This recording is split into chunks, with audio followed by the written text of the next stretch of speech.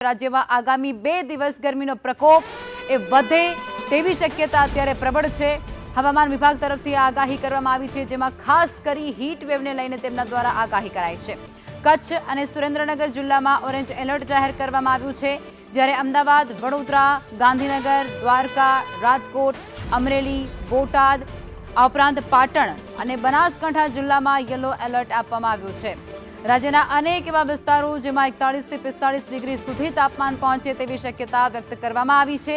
તો બીજી તરફ ચોમાસાને લઈને પણ હવામાન વિભાગે એક મહત્વપૂર્ણ અનુમાન લગાવી લીધું છે, જેમાં અંદમાન નિકોબાર વિસ્તારમાં 16 મે સુધી વહેલું ચોમાસું બેસી શકે છે।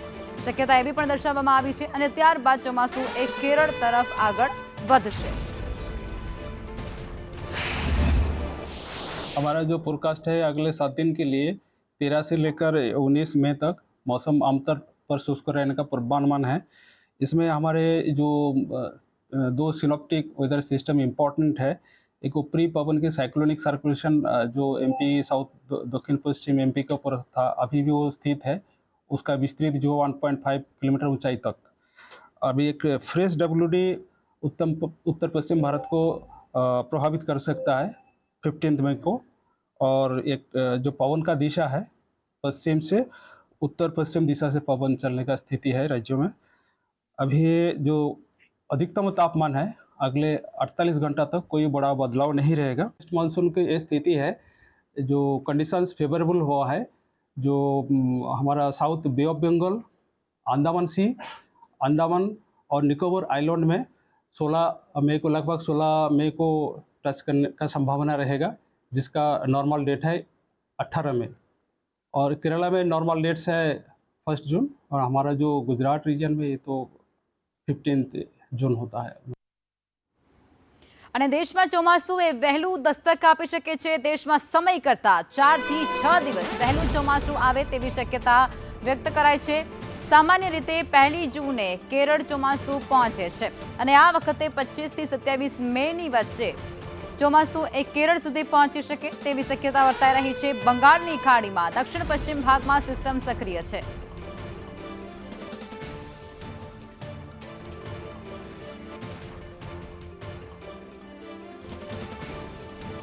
અને આજ મુદ્દે સંવાદદાતા હિમાંશુ અમારી સાથે જોડાઈ ચૂક્યા છે।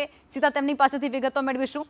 હિમાંશુ, અત્યારે હવામાન વિભાગ તરફથી ખાસ આગાહી વ્યક્ત કરવામાં આવી છે। ગરમી તો રહેશે, પરંતુ ચોમાસાને લઈ અને ચોમાસું એ 4 થી 5 દિવસ વહેલું બેસી શકે તેવી એક આગાહી વ્યક્ત કરાઈ છે, તેને લઈ શું અપડેટ? લગભગ ચોક્કસથી જે રાજ્યમાં ગરમીને લઈને જે હવામાન વિભાગ દ્વારા આગાહી કરવામાં આવી છે, જે આગામી દિવસ દરમિયાન જે ગરમીનો પ્રકોપ વધવાની શક્યતાઓ વ્યક્ત કરવામાં આવી છે અને સાથે સાથે વચ્ચે એવી પણ આગાહી કરવામાં આવી છે કે આગામી દિવસોમાં જે હીટ વેવ છે તેને લઈને પણ શક્યતાઓ વ્યક્ત કરવામાં આવી છે, જેમાં કચ્છ, સુરેન્દ્રનગર જિલ્લામાં જે ઓરેન્જ એલર્ટ જે છે તે જાહેર કરવામાં આવ્યું છે। સાથે સાથે અમદાવાદ, વડોદરા, ગાંધીનગર, દ્વારકા સહિતના જે અન્ય જિલ્લાઓ છે ત્યાં જે છે તે યલો એલર્ટ આપવામાં આવ્યું છે। અનેક વિસ્તારોમાં 41 થી 45 ડિગ્રી સુધીનું જે તાપમાન જે પહોંચવાની શક્યતાઓ છે તે હવામાન વિભાગ દ્વારા કરવામાં આવી છે। ઉપરાંત જે સામાન્ય રીતે ચોમાસું જે કેરળમાં 1 જૂને બેસતું હોય છે, પરંતુ આ વર્ષ દરમિયાન જે છે તે 24 થી 25 મે સુધી જે કેરળ ખાતે જે છે તે ચોમાસું પહોંચી શકે છે। જે બંગાળની જે ખાડી છે અને જે દક્ષિણ પશ્ચિમ વિભાગ છે ત્યાં એક સિસ્ટમ સક્રિય થઈ છે, જેને લઈને જે ચોમાસું છે તે વહેલી તકે બેસી શકે તેવી શક્યતાઓ છે। ઉપરાંત આગામી 48 કલાક દરમિયાન જે આ સિસ્ટમ જે છે તે વધુ મજબૂત બને તેવી પણ જે હવામાન વિભાગ દ્વારા જે શક્યતાઓ વ્યક્ત કરવામાં આવી છે। અંદમાન નિકોબારમાં જે 16 મેની આસપાસ જે ચોમાસું છે તે પહોંચી શકે તેવી પણ આગાહી કરવામાં આવી છે। 20 મેની આસપાસ દક્ષિણ અંદમાન સાગરમાં પણ જે ચોમાસું છે તે પ્રવેશ કરી શકે છે। એટલે કે આ વર્ષ દરમિયાન જે ગયા વર્ષ કરતાં જે ચોમાસું વહેલું બેસે તેવી શક્યતાઓ જે હવામાન વિભાગ દ્વારા કરવામાં આવી રહી છે। ઉપરાંત જે આગામી દિવસો દરમિયાન જે હવામાન વિભાગ દ્વારા આગાહી કરવામાં આવી છે, જે મુજબ જે અમદાવાદ સહિતના જે વિસ્તારો છે અને અન્ય જિલ્લાઓ છે ત્યાં પણ ઓરેન્જ અને જે યલો એલર્ટનું જે આગાહી છે તે કરવામાં આવી છે। ઉપરાંત જે હીટવેવની છે આગાહી પણ કરવામાં આવી છે। લખમણ, આભાર હિમાંશુ।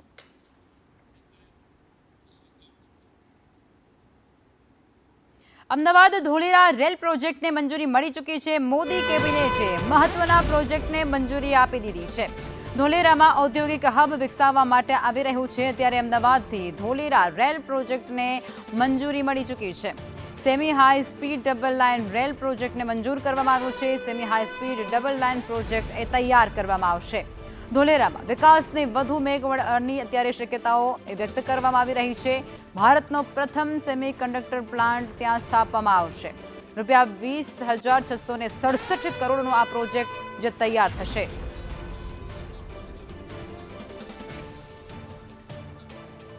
અને આ જ મુદ્દે સંવાદદાતા अजय यादव हमारी साथ लाइव जुड़ाई चुका है. अजय पास सीधा जयशु. अजय, इस प्रोजेक्ट को मंजूरी मिल चुकी है, अहमदाबाद के लिए बहुत बड़ी बात है.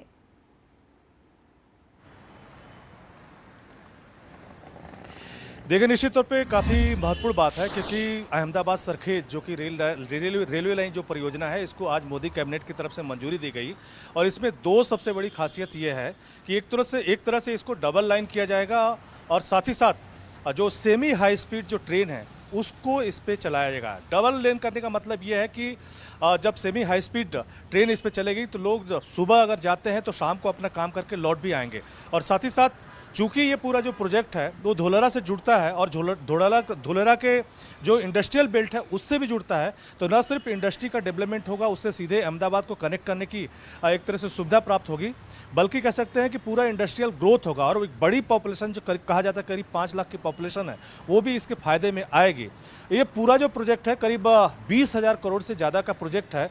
टोटल 134 किलोमीटर है और कहा जा रहा है कि 2030 और 2031 तक ये पूरा प्रोजेक्ट तैयार हो जाएगा. तो एक तरह से न सिर्फ अहमदाबाद से धोलेरा जुड़ेगा, डबल लाइन से जुड़ेगा, बल्कि हाई स्पीड ट्रेनें भी आने वाले समय में यहाँ पे चलती हुई दिखाई देंगी. जी धन्यवाद अजय.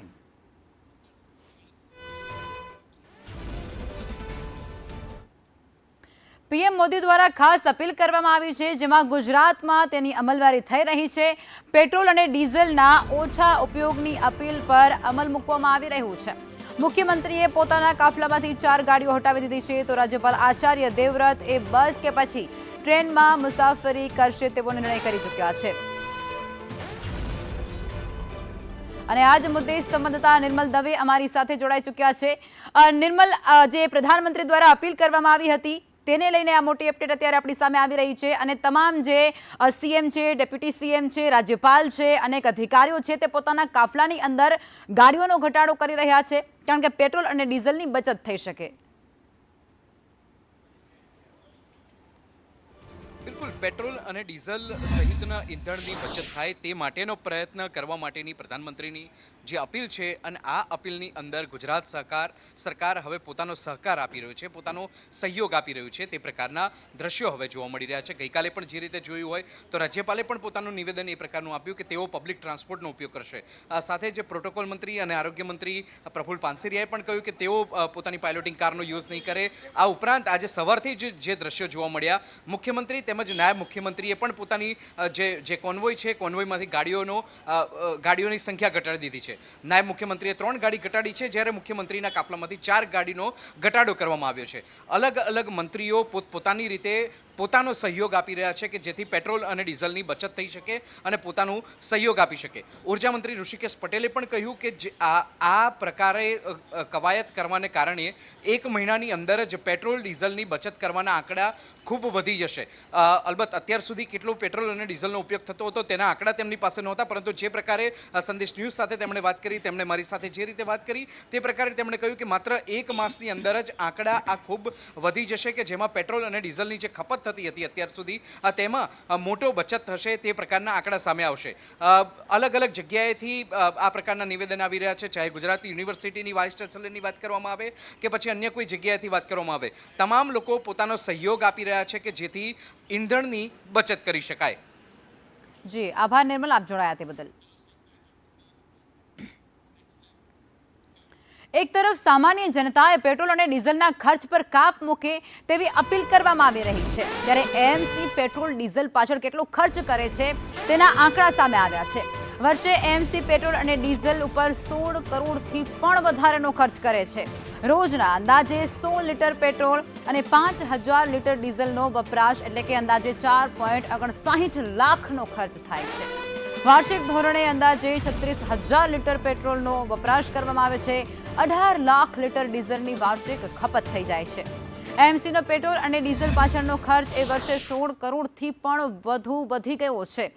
અને આ બંને તસવીરો અત્યારે ટીવી સ્ક્રીન પર ચાલી રહી છે, જેની અંદર એવું પણ દેખાય છે કે પ્રધાનમંત્રી દ્વારા જે અપીલ કરવામાં આવી છે કે ભાઈ પેટ્રોલ બચાવો, ડીઝલ બચાવો, અને જેને લઈ અને સીએમ, ડેપ્યુટી સીએમ, રાજ્યપાલ સહિતનાઓએ પોતાના કાફલામાંથી ગાડીઓ ઘટાડી છે, પણ બાબુઓ સુધરવાનું નામ નથી લેતા તેવું આ બંને તસવીરો સાબિત કરી રહી છે. એક છે રાજકોટ મનપાની અને એક છે અમદાવાદ મનપાની. જ્યાં મનપાની અંદર જે અધિકારીઓ આવતા હોય છે તે પોતાની એટલે કે પર્સનલ કાર લઈને ત્યાં પહોંચે છે, શેર કરીને નથી આવતા કે નથી તો એ જે અન્ય આપણે કહીએ એ વાહનો કે જે વૈકલ્પિક સુવિધાઓ હોય છે એનો ઉપયોગ કરતા. આ બંને તસવીરો એ સાબિત કરી રહી છે કે પ્રધાનમંત્રી જે અપીલ લોકોને કરી રહ્યા છે તે માત્ર ને માત્ર જાણે કે સામાન્ય જનતા માટે હોય તેવું લાગી રહ્યું છે. દરેક અધિકારી એ પોતાની પર્સનલ કારમાં આવે છે, એ રાજકોટ હોય કે પછી અમદાવાદ હોય. પ્રધાનમંત્રી દ્વારા એક વખત નહીં પરંતુ 2 થી 3 વખત અપીલ કરવામાં આવી છે.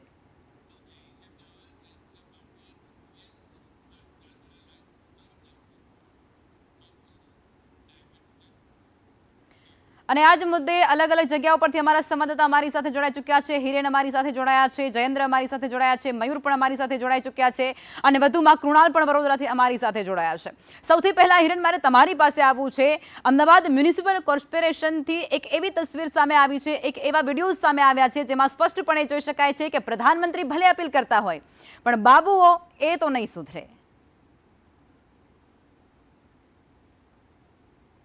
સ્વાભાવિક આ એ જ બાબુઓ છે કે જે કોરોના જેવા સમયની અંદર ઘરેથી બહાર નીકળવાનું ટાળી અને ઓનલાઈન મિટિંગ વગેરે કરતા હતા, પરંતુ ત્યાર પછીની પરિસ્થિતિ બદલાઈ અને એ અધિકારીઓ હવે એક અધિકારી એક ગાડીનો ઉપયોગ કરી અને બેઠકોમાં પહોંચતા હતા. એ પ્રકારના દ્રશ્યો આજે સવારે પણ આપણે જોયા છે. અત્યારે દ્રશ્યો બતાવીશું તમને અમદાવાદ કોર્પોરેશનના આ પાર્કિંગના, કે જે પાર્કિંગની અંદર લગભગ અત્યારે 40થી 50 જેટલી ગાડીઓ છે એ અલગ અલગ કોર્પોરેશનના અધિકારીઓની અત્યારે અહીંયા જોવા મળે છે, જેમાં ડેપ્યુટી મ્યુનિસિપલ કમિશનરથી લઈ આસિસ્ટન્ટ મ્યુનિસિપલ કમિશનર, વિભાગના વડાઓથી લઈ અને અલગ અલગ કચેરીઓના જે અધિકારીઓ છે એમની સરકારી ગાડીઓ છે એ અત્યારે અહીંયા જોવા મળે છે. પ્રાઇવેટ વાહનોમાં આવતા હશે તો એ અલગ છે, પરંતુ આ માત્ર ને માત્ર એવી ગાડીઓ છે કે એક અધિકારીને કોર્પોરેશન દ્વારા આપવામાં આવેલી આ ગાડીઓ છે. અને એ ગાડીઓમાં વર્ષે એક અંદાજ મુજબ લગભગ 16 કરોડ અને 59 લાખ રૂપિયાનું પેટ્રોલ અને ડીઝલ છે એનો ખર્ચો કરવામાં આવે છે. ઘણી ગાડીઓ એવી પણ છે કે અધિકારી ભલે ન હોય પરંતુ એમાં ડ્રાઈવર છે એ એસી ચાલુ કરી અને ઠંડકમાં એનો ઉપયોગ કરતા હોય તે પ્રકારની સ્થિતિ પણ ક્યાંક જોવા મળતી હોય છે. આ દ્રશ્યો બીજા તમને બતાવીશું કે ગાડીના નંબર સાથે કયા નેતા માટેની ગાડી છે અથવા તો કયા અધિકારી માટેની ગાડી છે એ પણ અહીંયા લખવામાં આવ્યું છે કે ડેપ્યુટી મ્યુનિસિપલ કમિશનરની ગાડી છે, પક્ષના નેતાની ગાડી છે. એટલે મોટા નેતાઓ અપીલ કરે છે પરંતુ નીચે જેની જવાબદારી છે એ લોકો એનું પાલન નથી થતા. એનું એક કારણ એ પણ છે લખવા ક્યાંક કે મોટા શહેરની અંદર જ્યારે કામગીરી હોય છે ત્યારે અલગ અલગ ઝોન વગેરે પણ આપવામાં આવતા હોય છે, તો એ અધિકારી વાઇઝ ઝોન અલગ અલગ હોવાના કારણે કદાચ એવું બની શકે કે એ કામગીરીમાં સરળતા રહે. પરંતુ સામાન્ય રીતે આ કોર્પોરેશન અથવા તો અન્ય કોર્પોરેશનો હોય એમની પાસે પણ પબ્લિક પરિવહન છે, એએમટીએસ પ્રકારના, તો એનો ઉપયોગ પણ કરવો જોઈએ. પરંતુ અફસરશાહીમાં રાજતા આ અધિકારીઓ છે, સરકારી નોકરીમાં બાકીના લોકો છે એના કરતાં પોતાનું લેવલ કંઈક અલગ હોવું જોઈએ, અને એ બતાવવા માટે માત્ર ને માત્ર એક પોતાની સિંગલ ગાડી લઈ કોઈ ડ્રાઈવર છે દરવાજો ખોલીને ઊભો રહે, પછી અન્ય વ્યક્તિ છે આવીને દરવાજો ખોલે, પછી સાહેબ નીચે ઉતરે. આ પ્રકારના દ્રશ્યો કોર્પોરેશનથી લઈ અને સચિવાલય સુધી જોવા મળતા હોય છે. સાહેબ આવે ત્યાં સુધી સાહેબની ગાડી ઠંડી થઈ જવી જોઈએ એ પ્રકારની સ્થિતિ પણ સાહેબની હોય છે, કારણ કે સાહેબ ગરમીમાં બેસી નથી શકતા અને એમાં કરોડો રૂપિયાનું પેટ્રોલ ડીઝલ છે તે એમાં ઉડી જતું હોય છે, એનું વપરાતું હોય છે. એક સારી સ્થિતિ સ્ટેચ્યુ ઓફ યુનિટીમાં છે કે તમામ વાહનો મોટે ભાગે છે એ ઇલેક્ટ્રિક વાહનો છે અને એનો ઉપયોગ થઈ રહ્યો છે. તો આ કોર્પોરેશનોએ પણ એની પાસેથી કંઈ શીખવું જોઈએ તો જેથી કરીને વર્ષે દાડે 18 થી 19 કરોડ રૂપિયા બચી શકે. બિલકુલ ચોક્કસ. હિરેન, આપ અમારી સાથે જોડાયેલા રહેજો. અને હવે કૃણાલ, મારે તમારી પાસેથી એ જાણવું છે કે પ્રધાનમંત્રી અપીલ કરે છે, પછી રાજ્યપાલ સહિતનાઓ બધા જ, રાજ્યપાલ તો પોતે જે આપણે બસ છે તેનો સહારો લેવાના છે અને એવું તેમના દ્વારા જાહેરાત પણ કરી દેવામાં આવી છે કે ભાઈ હવે હું આ પ્રાઇવેટ જે ચાલી રહ્યા છે મારા ખુદના એના પર નહીં જાઉં અને બસની અંદર સવારી કરીશ. પણ આ જે સરકારી બાબુઓ છે, જે અધિકારીઓ છે, તેની કોઈ નૈતિક જવાબદારી નથી.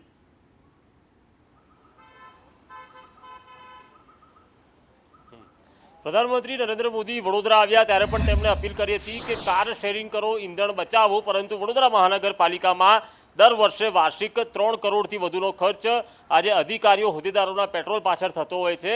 અને આ અપીલ બાદ ભલે મુખ્યમંત્રી કે રાજ્યપાલ એમ કહેતા હોય કે પોતે અત્યારે કાફલો ઓછો રાખશે કે પછી રાજ્યપાલ એવું કહે કે તે એસટી બસની અહીંયા ઉપયોગ કરશે, પરંતુ હાલ પરિસ્થિતિ અહીંયા એ છે કે જે અધિકારીઓ છે, જે બાબુઓ છે, તે અત્યારે પોતે હજુ પણ આ પોતાના વાહનો છે તે વાપરી રહ્યા છે. અને અધિકારી, ડેપ્યુટી મ્યુનિસિપલ કમિશનર હોય કે પછી આરોગ્ય અમલદાર હોય, આ તમામ જે ઓફિસર્સ હોય છે તે પોતે એકલા હોય છે. તેમ છતાં પણ તેમના માટે જે ફાળવેલી જે આ વાહનો છે તે અહીંયા મોટી સંખ્યામાં અહીંયા પાર્ક કરેલા છે. અને તેઓ હજુ પણ અહીંયા એક બાદ એક અહીંયા મિટિંગ માટે આવી રહ્યા છે. એટલે કે રાજ્યપાલો કે મુખ્યમંત્રીઓ હોય તેઓ પોતે પ્રધાનમંત્રીની અપીલનું પાલન કરે છે, પરંતુ લોકશાહીની વાત એ છે કે બાબુઓને પણ જે અધિકાર આપવામાં આવે છે, બાબુશાહી છે, તેની સામે હાલ અહીંયા કોઈ બોલવા તૈયાર નથી. અને તેઓ છડે ચોક જે આજે અપીલ છે તેને પણ અહીંયા કદાચ માનવા તૈયાર નથી. અને દર વર્ષે 12 કરોડથી વધુનો ખર્ચ અધિકારીઓ, હોદ્દેદારો અને જે પાલિકાની વિવિધ મશીનરી છે તેની પાછળ અહીંયા થતો હોય છે. એની પાછળ પછી ડેપ્યુટી કમિશનર હોય, પછી ડેપ્યુટી મ્યુનિસિપલ કમિશનર કે આરોગ્ય વિભાગ હોય, તમામ જે અધિકારીઓ અહીંયા વાહન લઈને આવ્યા છે. અહીંયા કોઈ પણ પ્રકારનો અમલ અહીંયા જોવા નથી મળતો. અતુલભાઈ, દર વર્ષે 3 કરોડ રૂપિયા અધિકારીઓ, હોદ્દેદારો પાછળ ઈંધણનો ખર્ચ થાય છે.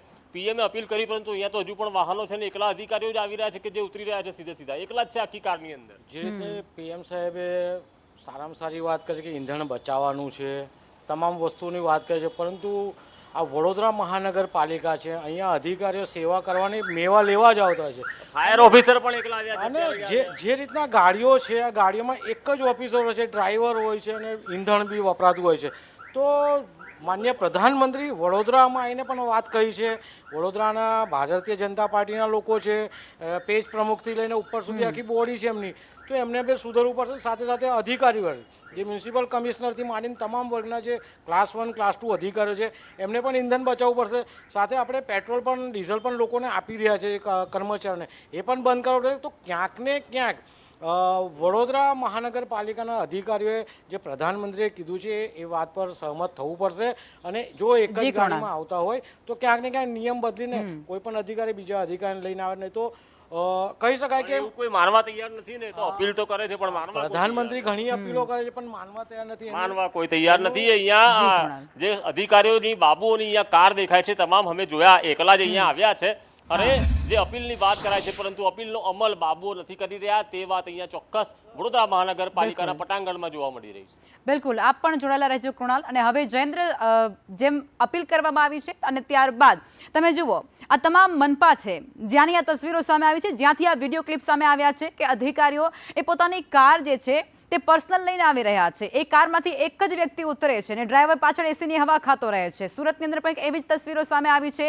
આ જે અધિકારીઓ છે, જે બાબુઓ છે, તે કાર પુલિંગ નથી કરતા. શું એમની પ્રતિષ્ઠા ખરડાઈ જશે એવો તેમનામાં ભય હશે?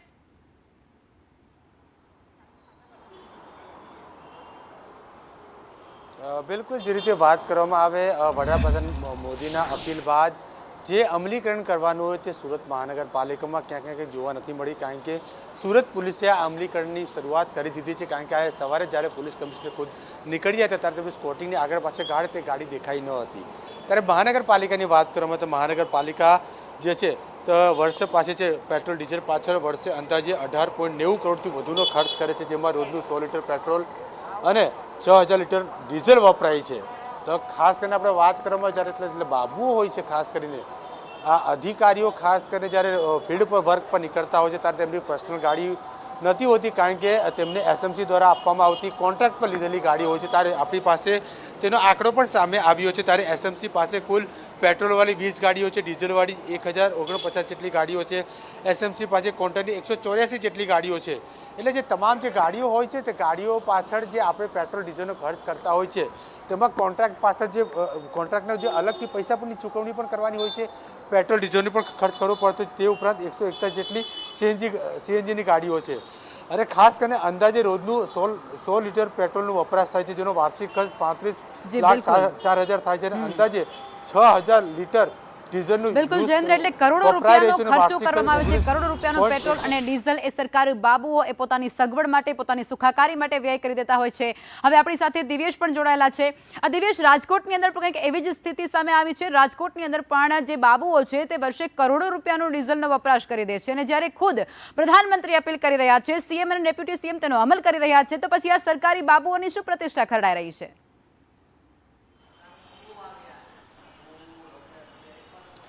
ચોક્કસ લખમાં વડાપ્રધાન છે તેના દ્વારા રાષ્ટ્રહિત માટે અપીલ કરવામાં આવી હતી કે ઈંધણની બચત કરવામાં આવે. ઘણા બધા ખાનગી સેક્ટર છે તેમાંની અમલવારી થઈ ગઈ છે. ખુદ મુખ્યમંત્રી, નાયબ મુખ્યમંત્રી પણ તેની અમલવારી કરી રહ્યા છે, પરંતુ જે બાબુઓ છે તેનો ઈગો છે તે ઘવાતો હોય છે. હું તમને કોર્પોરેશનના દ્રશ્ય બતાવીશ કે એકલ દુકલ અધિકારીઓને બાદ કરતા મોટા ભાગના અધિકારીઓ છે તે પોતાના વાહનમાં એકલા જ આવતા હોય છે. રાજકોટ મ્યુનિસિપલ કમિશનર હોય કે ડીએમસી હોય, હું તમને આ ડીએમસીની ગાડીના દ્રશ્ય બતાવીશ કે જ્યાં તેમના ડ્રાઈવર છે તે છે. શું કહેશો, તમારા જે સાહેબ છે તે ગાડીમાં એકલા આવે છે કે શેરિંગમાં આવે છે? ના સર તો એકલા જ હોય સર. એકલા જ હોય છે? એટલે ગાડીમાં એસી ચાલુ હોય, તમે અત્યારે એકલા આવ્યા, ગાડીમાં એસી ચાલુ હતું તો સરના કામ માટે હું ગયો હતો સર, એટલે અચ્છા, એટલે તમારા સર અહીંયા થોડું કામ હતું ને એમના, એટલે એના માટે હું ગયો હતો, એટલે એસી ચાલુ જ રાખવું પડે સાહેબ. એટલે તમારા સાહેબ પર્સનલ કામ માટે તમને મોકલી છે? ના ઓફિસનું કામ હતું સાહેબ. લખમાં તમે જોયું કે આ ડીએમસી ની ગાડી છે. ડીએમસી ને પોતાનું કામ હતું તેના માટે ડ્રાઈવરને મોકલ્યા હતા.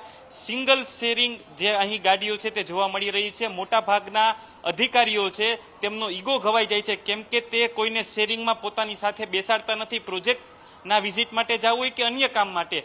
અહીંયા જે અલગ અલગ અધિકારીઓ છે તેમની હું ગાડીના દ્રશ્ય તમને બતાવીશ કે જે વડાપ્રધાને રાષ્ટ્રહિત માટે અપીલ કરી હતી, પરંતુ બાબુઓનો જે ઈગો છે તે એક લેવલ વધારે છે, કેમ કે રાજકોટ મહાનગરપાલિકા વર્ષે 12 કરોડ રૂપિયા ઈંધણ પાછળ ખર્ચે છે. ત્યારે આ અધિકારીઓ છે, મુખ્યમંત્રી, ડેપ્યુટી, નાયબ મુખ્યમંત્રી છે, તે બધા આજે વડાપ્રધાનની અપીલનું પાલન કરે છે, પરંતુ જે સરકારી બાબુઓ છે તે હજુ પણ સુધરવાના નામ નથી લેતા અને પોતાની ગાડીમાં પોતે એકલા જ અવર જવર કરતા નજરે પડી રહ્યા છે. લખમાં બિલકુલ, આપ તમામ અમારી સાથે જોડાયા અને અલગ અલગ જે મનપાના તસવીરો જે સામે આવી છે એ બતાવી અને સ્પષ્ટીકરણ કર્યું. આભાર આપ સૌનો. અને હવે સમાચારોમાં આગળ વધવું છે. પીએમ મોદીની અપીલ પર અમિત શાહ દ્વારા કાફલો ઘટાડી દેવામાં આવ્યો છે. પ્રધાનમંત્રી દ્વારા આ અપીલ કરવામાં આવી, જેમાં કેન્દ્રીય ગૃહમંત્રી અમિત શાહે પણ પોતાના કાફલામાંથી અડધી ગાડીઓ બાદ કરી દીધી છે. ઉત્તર પ્રદેશના સીએમ યોગીએ પણ પોતાના કાફલામાંથી ગાડીઓ ઘટાડી દીધી છે. તો દિલ્હીના મુખ્યમંત્રી રેખા ગુપ્તા દ્વારા પણ કાફલામાં ગાડીઓ ઘટાડવામાં આવી છે. ગુજરાત સહિત અનેક રાજ્યના સીએમએ પોતાના જે કાફલા હતા તેમાંથી ગાડીઓની બાદબાકી કરી છે અને આ જે ગાડીઓ હતી તે અડધા સુધી પહોંચાડી દીધી છે. એટલે કે કાફલાની અંદર જેટલી ગાડી હતી તેની અડધી જ ગાડી હવે કાફલામાં જશે અને તે બાકીની જે તમામ ગાડીઓ છે તે કાફલામાં નહીં રાખવામાં આવે, કારણ કે પેટ્રોલ અને ડીઝલની જે અછત છે તેની સામે અત્યારે પીએમ મોદી દ્વારા અપીલ કરાઈ છે. ઈંધણ બચતમાં ગુજરાત સરકાર દ્વારા મુહિમ ચલાવવામાં આવી રહી છે. ઉર્જા મંત્રી ઋષિકેશ પટેલનું એક મોટું નિવેદન સામે આવ્યું છે.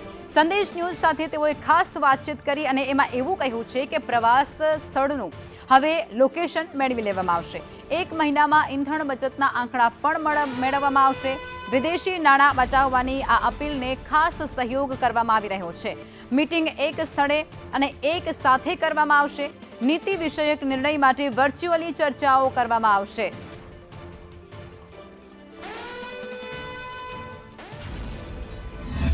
સર, આમ તો તમે ક્યાંય પ્રોટોકોલ લેતા નથી, પણ હવે રાજ્યના તમામ મંત્રીઓ એવું નક્કી કરી રહ્યા છે કે પ્રોટોકોલ નહીં લે, કોન્વો નહીં લે. આ બાબતે આપની શું પ્રતિક્રિયા? આદરણીય પ્રધાનમંત્રી મોદી સાહેબે જે અપીલ કરી છે પૂરા દેશ માટે કરી છે અને અત્યારની પરિસ્થિતિમાં જે પરિસ્થિતિ ઉદ્ભવી છે એમાં દેશના દરેક નાગરિકોએ સહયોગ આપવો જોઈએ કે જેમાં વિદેશી નાણાંનો આપણો વ્યય થતો હોય અથવા તો વિદેશી નાણાં ખર્ચાતા હોય, એવી તમામ બાબતોએ પ્રધાનમંત્રી મોદી સાહેબની અપીલને સપોર્ટ પણ કરવો જોઈએ. પરંતુ અત્યારે તો ટેકનોલોજીના માધ્યમથી સીધા જોડી શકાય છે, વાત કરી શકાય છે અને પ્રેઝન્ટેશન પણ થઈ શકે છે. એટલે હવે વધુમાં વધુ જ્યાં પણ અધિકારી હોય અથવા તો નાગરિકો હોય તો એમની સાથે સીધા જોડાવા માટે ટેકનોલોજીના માધ્યમથી કોઈને પણ પ્રવાસ ન કરવો પડે એનું ચોક્કસ અમે ખ્યાલ રાખવાના છે. તમામ મંત્રીઓ હું તો એમાં બહુ માનતો નથી પાયલોટિંગ કાંઈ હોય ન હોય, પણ હું તો સામાન્ય રીતે અમે તો વિસ્તારમાં સાયકલ લઈને ફરવાવાળા છીએ, એટલે છકડો રિક્ષામાં ફરવાવાળા છીએ. પણ એ જે મંત્રી તરીકે જે થોડો પ્રોટોકોલ હોય એ જાળવીને બાકીનું ચોક્કસ એમાં પણ અમે માનનીય પ્રધાનમંત્રી સાહેબે જે અમને સલાહ આપી, માર્ગદર્શન આપ્યું છે, એ માર્ગદર્શન અમે ચાલશું. અધિકારીને કોઈ ઘેરે બેસીને કામ કરવાનું તો ન જ આપી શકાય ને. જે કાંઈ જોગવાઈઓને ધ્યાનમાં રાખી જે કાંઈ પ્રાઇવેટ કંપનીમાં નહીં, એવું જ્યાં ઓનલાઈનથી બધા ઇન્ડસ્ટ્રીઝમાં બધા કામો ઓનલાઈનથી થઈ શકે નહીં. જે જગ્યાએ શક્યતા હશે ત્યાં ચોક્કસ એમની એસોસિએશન સાથે બેસીને એના માટેનો પ્રયત્ન કરશું. રાજકોટમાં પીએમ મોદીની જે અપીલ કરી છે તેના પર અસર દેખાઈ રહી છે અને સોના ચાંદી ઉપર કસ્ટમ ડ્યુટીની બજાર પર પણ તેની સીધી અસર થઈ છે. ડ્યુટી વધારવાથી કારીગરો બેરોજગાર બન્યા છે. સોની બજારમાં કારીગરો એ અત્યારે ખાલી નવરા દેખાઈ રહ્યા છે. કારીગરો સાથે સંદેશ ન્યૂઝ દ્વારા ખાસ વાતચીત પણ કરવામાં આવી છે. ત્યારે તેઓ કહે છે કે અમારે માથે બેવડો માર અત્યારે પડ્યો છે. એક તરફ ભાવ આસમાને પહોંચી ગયા છે અને બીજી તરફ ડ્યુટીમાં વધારો ઝીંકી દેવામાં આવ્યો છે. ખાડી યુદ્ધની અસર ન માત્ર પેટ્રોલ અને ડીઝલના પુરવઠા ઉપર પડી છે, પરંતુ હવે રાજકોટ કે જે આખા દેશ દુનિયામાં વખણાય છે તેના આભૂષણો માટે, સોનાની કારીગરી માટે તેમના ઉપર પણ પડી રહી છે. એક તરફ વડાપ્રધાને અપીલ કરી છે દેશવાસીઓને કે 1 વર્ષ બને ત્યાં સુધી સોનું ના ખરીદો, કારણ કે સોનાના કારણે જે આયાત બિલ છે તે વધી જાય છે અને બીજી તરફ ડ્યુટીમાં વધારો થયો છે. આપણે ભાવ વધારાના કારણે પહેલા ધંધો ઓછો જ હતો, પણ એમાં અત્યારે તો સાવ બંધ થઈ ગયું એના જેવું કહી શકીએ આપણે. કેમ કે જે અપીલ કરી છે કે સોનું ન ખરીદવું, પહેલાં એવું હતું કે કોઈ લગ્ન પ્રસંગમાં માણસો જૂનું સોનું દઈ અને નવા દાગીના કરાવતા, પણ હવે એ સ્થિતિ નથી જણાતી. અત્યારે તો ઓલરેડી પહેલાં 10% બી ધંધો હતો, અત્યારે તો એ 10% બી નથી રહ્યો ધંધો. એક તો ભાવ વધારો બી અસર કરે છે અત્યારે, અને માથેથી અત્યારે હમણાં આજથી જે ડ્યુટી વધી છે જેના હિસાબે 10,000 જેટલો ફેર પાછો પડી ગયો છે. એટલે જે પહેલાં ગ્રાહક આવતા એમનું બજેટ જે બાંધેલું હતું કે ભાઈ મારે 50,000 સુધીનું લેવું છે, 1 લાખ રૂપિયા સુધીનું લેવું છે, એને અત્યારે જે 1 લાખ રૂપિયાની આઈટમ લેવાની હતી એનું બજેટ અત્યારે 1.5 લાખ ઉપર પહોંચી ગયેલું છે. તો આમાં કઈ રીતે ગુજરાન ચલાવવું, કેવી રીતે આ ધંધો ચાલશે, એ વસ્તુ ઉપર અત્યારે પ્રશ્ન છે. મોહિતભાઈ, સોની બજારમાં અંદાજિત કેટલા કારીગરો વેપારી કાર્યરત હોય છે કે જેમનો ધંધો રોજગાર ને ઘર ચાલે છે? સોની બજારમાં આશરે તમને કહું ને કે 2.5 થી 3 લાખ કારીગર છે જેમનું ગુજરાન આના ઉપર જ ચાલે. જે કોઈ બીજો બિઝનેસ કરી શકે એમ નથી. તો એ લોકો માટે થઈને હવે અત્યારે જો આને આ પરિસ્થિતિ રહેશે તો એ લોકોનું કેવી રીતે ગુજરાન ચાલશે એ વિચારવા જેવું છે. બિલકુલ, સોની બજારની અંદર 2 થી 2.5 લાખ કારીગરો, વેપારીઓ કામ ધંધો કરે છે. અહીંની કારીગરી દેશ દુનિયાની અંદર વખણાય છે, પરંતુ સ્થિતિ એવી થઈ છે કે અત્યારે કારીગરો બેરોજગાર થઈ ગયા છે. વેપારીઓ છે એમને યુનિટ કેમ ચલાવવા એ સૌથી મોટો સવાલ ઉઠી રહ્યો છે, કારણ કે એક તરફ ડ્યુટી વધારો થયો છે, બીજી તરફ સોનું ન ખરીદવાની અપીલ છે, અને ત્રીજી તરફ ભાવ વધારાની અનિશ્ચિતતાઓ છે એ ગ્રાહકને મૂંઝવી રહી છે. કેમેરામેન વિપુલ બોરીચા સાથે મયુર સોની, સંદેશ ન્યૂઝ, રાજકોટ. પીએમ મોદીએ કરેલી અપીલની અસર દેખાઈ રહી છે. સોના ચાંદીની ખરીદી ન કરવા માટે જે અપીલ કરવામાં આવી હતી તે અપીલની અસર. માર્કેટમાં સોના ચાંદીની ખરીદીમાં નોંધપાત્ર ઘટાડો થયો છે. જ્વેલર્સ એસોસિએશનના સેક્રેટરીનું આ મુદ્દે નિવેદન પણ સામે આવ્યું છે. ઘણા સમયથી જ્વેલર્સ માર્કેટમાં મંદીનો માહોલ જોવા મળી રહ્યો છે. પીએમના સૂચન બાદ લોકોમાં વધુ જાગૃતિ આવી છે. અપીલથી નાના વેપારીઓ અને કારીગરોને તકલીફ પણ પડી રહી છે. ગ્રાહકો એ હવે રીડિઝાઇનિંગનો આગ્રહ વધારે કરતા જોવા મળે છે. હું એવું માનું છું ચોક્કસ કે સોનું આપણે ઇમ્પોર્ટ ના કરીએ. આજે તમે જોયું હોય તો ભારત સરકાર દ્વારા જે ઇમ્પોર્ટ ડ્યુટીની અંદર વધારો કરવામાં આવે છે તેના કારણે ભાવની અંદર પણ ચોક્કસ વધારો જોવા મળ્યો છે. પરંતુ નાના કારીગરોને પણ ભરણપોષણ કરવા માટે કંઈક ને કંઈક તકલીફો પડી રહી છે. એટલે નાના વેપારીઓને તકલીફ ના પડે અને કારીગરોને પણ તકલીફ ના પડે તેના માટે રિસાયકલિંગ અને રીડિઝાઇનિંગનો આગ્રહ વેપારીઓ રાખતા હોય છે. અને અમે પણ અમારા શોરૂમમાં જે વધારાનો જે બફર સ્ટોક જે છે એને પણ અમે રિસાયકલિંગ કરતા હોઈએ છીએ. અને ખાસ કરીને જે નાના કારીગરોને અમે સાચવવા માટેનો પૂરેપૂરો પ્રયત્ન કરીશું. સોના ચાંદીમાં કેન્દ્ર સરકારે ઇમ્પોર્ટ ડ્યુટી વધારી દીધી છે. સોના અને ચાંદીમાં ઇમ્પોર્ટ ડ્યુટી 6% વધી અને સીધી જ 15% કરી દેવાઈ છે. ઇમ્પોર્ટ ડ્યુટી વધતાની સાથે જ સોના અને ચાંદીના વેપારીઓમાં આક્રોશ પણ જોવા મળ્યો છે. આજથી નવા દર લાગુ થતાની સાથે જ સોની બજારમાં ખળભળાટ મચી જવા પામ્યો છે. ખાસ કરી અમદાવાદમાં સોના અને ચાંદીના વેપારીઓ દ્વારા એક વિશેષ બેઠક પણ બોલાવવામાં આવી હતી. ઇમ્પોર્ટ ડ્યુટી ઘટાડવા માટે જ્વેલર્સ એસોસિએશન દ્વારા અત્યારે માંગ પણ ઉઠવામાં આવી છે. ત્યારે લગ્નની સિઝનમાં લોકોના ખિસ્સા પર આ સીધો ભાર વધી જશે તેવું વેપારીઓનું કહેવું છે। વધુમાં સોના ચાંદીના વેપારી એવું પણ કહી રહ્યા છે કે આ નિર્ણય એ આવકાર્ય છે, પણ રાહતની આશા પણ છે। સોનું ખરીદવું હવે મોંઘું થશે। 6% લઈને સીધી 15% આયાત ડ્યુટીમાં વધારો કરવામાં આવ્યો છે। તમામ વેપારીથી લઈને તમામ બિઝનેસમેનો આપણી સાથે છે। સીધી જ વાત આપણે એમની સાથે કરીએ। જે સોનામાં વધારો કરવામાં આવ્યો છે, આ વધારાને આપ કઈ રીતે જોઈ રહ્યા છો? કારણ કે થોડા દિવસ પહેલા જ વડાપ્રધાને પણ નિવેદન આપ્યું હતું અને જનતાને અપીલ પણ કરી હતી કે બને ત્યાં સુધી 1 વર્ષ સુધી સોનું ન ખરીદતા।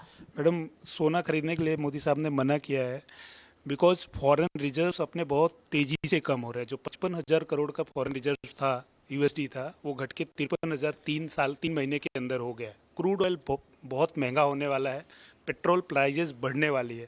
આપ તો પોતે જ્વેલર્સ છો, તો કેવા પ્રકારની માંગો આવતી હોય છે? હવે વેપારીઓથી લઈને સૌ કોઈને આ ભાવ વધારો કેટલો મુશ્કેલીમાં મૂકી શકે? ચોક્કસથી મેડમ, વડાપ્રધાન સાહેબની જે અપીલ છે એને અમે આવકારીએ છીએ, પણ સાથે સાથે આજે જે ડ્યુટીનો વધારો નાખ્યો છે તેથી આગળ લગ્નસરાની સિઝન આવી રહી છે, એમાં બી ગ્રાહકીમાં ઇમ્પેક્ટ પડશે। મોદી સાહેબની અપીલ ખરેખર સારી છે, બટ દેશની સૌથી મોટી મેડિકલ પ્રવેશ પરીક્ષા એટલે કે નીટ અને આ નીટને લઈ અને ફરી એકવાર મોટો વિવાદ ગરમાઈ ગયો છે। પેપર લીકના આરોપો વચ્ચે હવે તપાસ એજન્સીઓ પણ એક્શન મોડમાં આવી ગઈ છે। સીબીઆઈએ તપાસ વધુ તેજ બનાવી છે। આજે સીબીઆઈની ટીમ એ સીધી એનટીએના મુખ્યાલય ખાતે પહોંચી ગઈ હતી, જ્યાં તપાસના ભાગરૂપે મહત્વપૂર્ણ દસ્તાવેજો, ડિજિટલ રેકોર્ડ અને અધિકારીઓની ખાસ પૂછપરછ તેમના દ્વારા કરવામાં આવી હતી।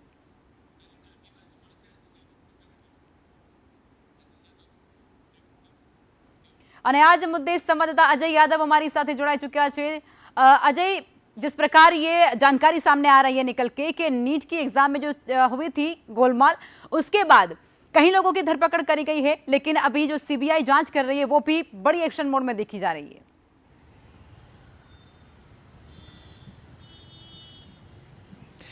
देखिए, सबसे पहले मुझे आपकी आवाज़ नहीं आ रही है, लेकिन जैसा कि मैं सुन पा रहा हूँ या समझ पा रहा हूँ कि एनटीए से जुड़े हुए मामले में क्या प्रगति हुई है, शायद आप यही पूछना चाहती हैं। तो उसमें सबसे महत्वपूर्ण बात यही है कि लोगों के दिमाग में कहीं ना कहीं ये है कि जो नीट की परीक्षा रद्द हुई है, आखिर उसके पीछे के कारण क्या है, कहाँ से पेपर लीक हुआ था, कौन लोग उसमें इन्वॉल्व थे, उसकी कड़ियाँ क्या है, ये तमाम सारी चीज़ें पूरा देश जानना चाहता है।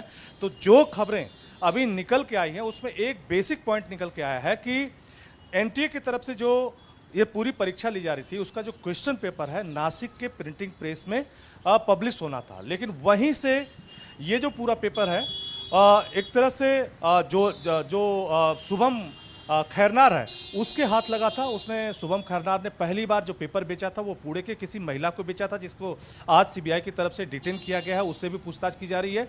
और फिर पुणे के बाद ये जो पूरा पेपर है ये पहले गुरुग्राम बेचा गया और गुरुग्राम के जरिए पहली बार जो खरीद हुई थी वो जयपुर के 2 भाइयों ने खरीदी की हुई थी। और खास करके जयपुर के जो 2 भाइयों ने इसकी खरीदी की थी इस पेपर की, उसके बारे में भी खबर आई है कि उसके घर के 4 बच्चे जो हैं वो पहले ही नीट क्वालिफाई कर चुके हैं पिछले साल। तो क्या उनके बच्चों के भी नीट क्वालिफाई करने के कुछ इसी तरह के तार हैं, ये भी तमाम सारी चीज़ें हैं खंगालने की। लेकिन ये कहा जा रहा है कि चूंकि जो नासिक का प्रिंटिंग प्रेस है वहीं से ये पूरा पेपर कहीं ना कहीं लीक हुआ है, पहले पुणे, फिर गुरुग्राम और फिर उसके बाद जयपुर, और जयपुर के जरिए 10 राज्यों में पूरा ये पेपर का तार फैला।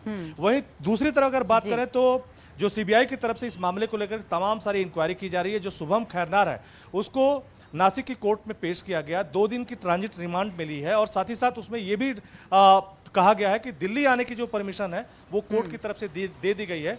तो शुभम खैरनार को अब जो सीबीआई की टीम है वो ले करके कल दिल्ली आएगी और दिल्ली में भी उसे कोर्ट में सीबीआई की अदालत में पेश किया जाएगा और ताकि उसको आगे की पूछताछ की जा सके। वहीं तीसरी तरह अगर बात करें तो कहीं ना कहीं इस पूरे मामले में एनटीए भी शक के दायरे में आया है। तो सीबीआई की तरफ से एक छोटी सी जो टीम है आज एनटीए के जो दिल्ली का मुख्यालय है वहाँ पे पहुंची हुई थी। हालांकि वहाँ पे आज एबीवीपी के द्वारा प्रदर्शन किया गया, देश के दूसरे हिस्सों में भी तमाम सारे छात्र संगठनों के द्वारा लगातार प्रदर्शन किया गया। केरला में एसएफआई की तरफ से प्रदर्शन किया गया, देश के कई सारे हिस्सों में लगातार प्रदर्शन भी जारी है। बिल्कुल अजय, सब लोगों जिस प्रकार ये जानकारी आप दे रहे हैं उस प्रकार से लग रहा है कि तपास तो तेज है, लेकिन देखना ये होगा आगे क्या होता है। आप जुड़े, धन्यवाद।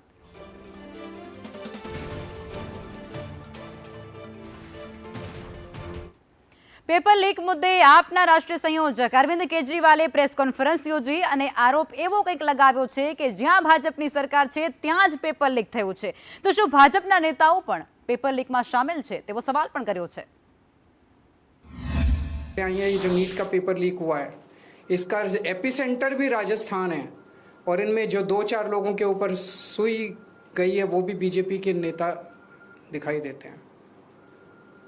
तो इससे शक तो पैदा होता है कि क्या इन सारे पेपर लीक में इनके नेता शामिल हैं।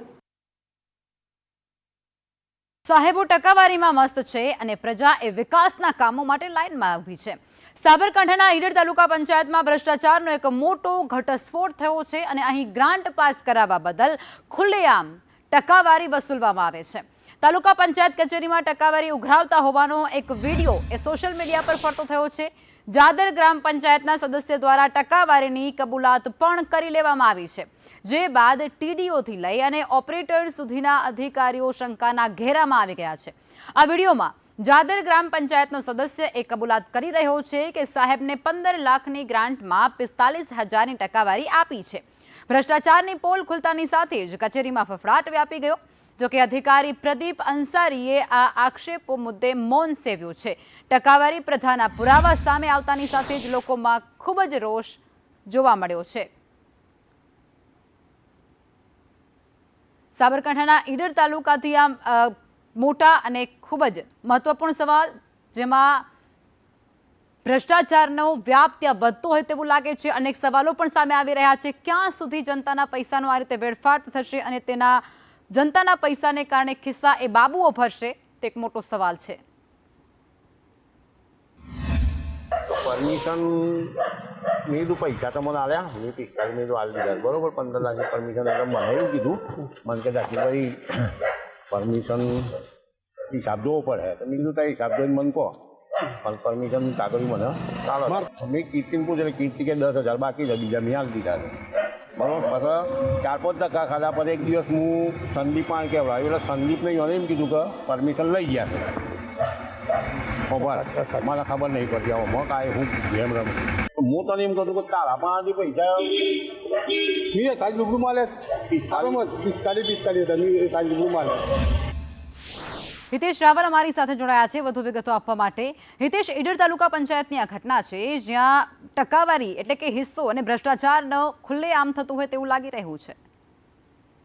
જી લખમાં, સાબરકાંઠા ઈડર તાલુકા પંચાયત મામલે અગાઉ પણ આવી ભ્રષ્ટાચાર મામલે એસીબી ટ્રેપ પણ થઈ હતી અને ફરીથી જે પંચાયત જે તાલુકા ઈડર પંચાયત ભ્રષ્ટાચારનો મોટો ઘટસ્ફોટ સામે આવ્યો છે। સરકારી કામોની ગ્રાન્ટ પાસ કરાવવા બદલ ટકાવારી વસૂલાત થતી હોવાનો ગંભીર આક્ષેપ વચ્ચે તાલુકા વિકાસ અધિકારીથી લઈને ઓપરેટર સુધીના અનેક અધિકારીઓ શંકાના ઘેરામાં આવ્યા છે। જાદર ગ્રામ પંચાયતના એક સદસ્ય દ્વારા 15 લાખ રૂપિયાની ગ્રાન્ટ મંજૂર કરવાના બદલે 45,000 રૂપિયાની ટકાવારી આપ્યાની કબૂલાત કરતો વિડીયો વાયરલ થતા તાલુકા પંચાયત કચેરીમાં ખળભળાટ મચી ગયો છે। જોકે વાયરલ વિડીયો કચેરીમાં ખુલ્લેઆમ ટકાવારી ઉઘરાવતી હોવાના દાવાઓ થતા લોકોમાં ભારે રોષ ફાટી નીકળ્યો છે। વિકાસના કામો માટે પ્રજાના ધક્કા ખાવા પડે છે, ત્યારે સાહેબો ટકાવારીમાં મસ્ત હોવાના આક્ષેપો ચર્ચાનો વિષય બન્યો છે। સમગ્ર મામલે વિસ્તરણ અધિકારી પ્રદીપ અંસારીએ મૌન ધારણ કરતા અનેક સવાલો ઉભા થયા છે, જ્યારે ભ્રષ્ટાચાર પોલ ખુલતા કચેરી તંત્રમાં પણ ફફડાટ વ્યાપ્યો છે। જી લખમાં। આભાર હિતેશ।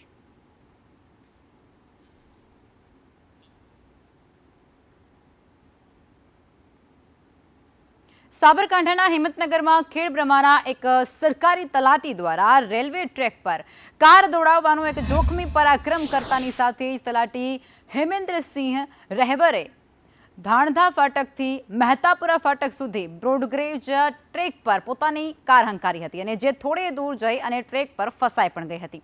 આ ઘટનાને પગલે રેલવે વ્યવહારમાં અવરોધ ઊભો થતાની સાથે જ અધિકારીઓમાં દોડધામ મચી જવા પામી હતી। લોકોના ટોળા એકઠા થતાની સાથે જ રેલવે પોલીસે તાત્કાલિક આ કારને જપ્ત કરી અને તેને ટ્રેક પરથી હટાવી પણ દીધી।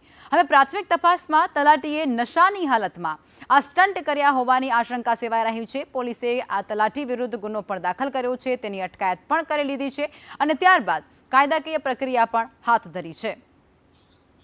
રેલવે ટ્રેક પર મોટી દુર્ઘટનાની જાણે રાહ જોવાતી હતી તે પ્રકારનો એક મોટો સવાલ પણ અહીં ઊભો થઈ રહ્યો છે. એટલું જ નહીં, આ કાર જે છે આ સ્ટંટબાજ તલાટીને કાયદાનો કેમ ડર ન લાગ્યો આ રીતે કાર એ ટ્રેક પર ચલાવતી વખતે, તે પણ એક ખૂબ મોટો સવાલ અહીં થઈ રહ્યો છે. કારણ કે સામાન્ય જનતાને દંડ ફટકારતું આ તંત્ર એ તેમની સામે શું પગલાં ભરશે તે પણ એક મોટો સવાલ છે. તલાટીએ આ પહેલાં પણ શું આવા કેટલાક સ્ટન્ટ કર્યા હશે કે કેમ, તેને લઈને પણ એક મોટો સવાલ ઊભો થઈ રહ્યો છે અને પોલીસ દ્વારા તેની અટકાયત પણ કરી લેવામાં આવી છે, તપાસ પણ તેજ કરવામાં આવી છે.